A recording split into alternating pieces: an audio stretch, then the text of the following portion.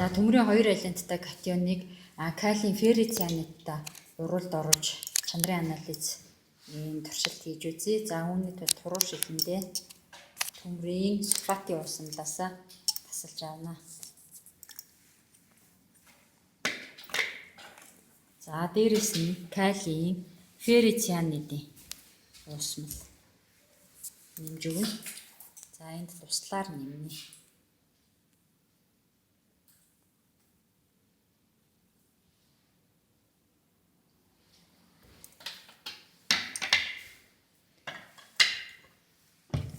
За хөхөнгийн тундас үхий уусмал үүсэж байна. За энэхүү тундас үхий уусамлаа өөр нэг хуруу шилэнд хуваач хийе.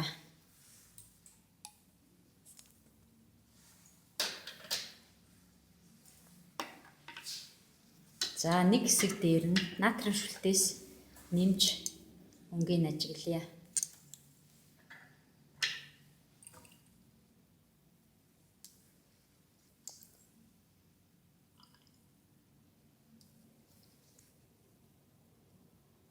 За хөхөнгийн тундас уусаад эргээд ногоон өнгийн тундас болон хуурч байгааг харж болж байна. За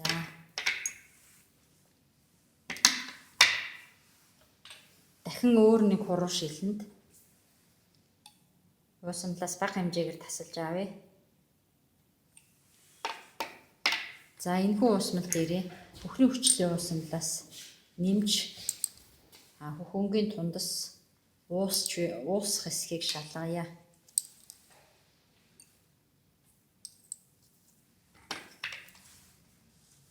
За хөхөнгийн тундас маань уусаад комплекс нэгдэл байдалд шилжсэн нь харагдаж байна.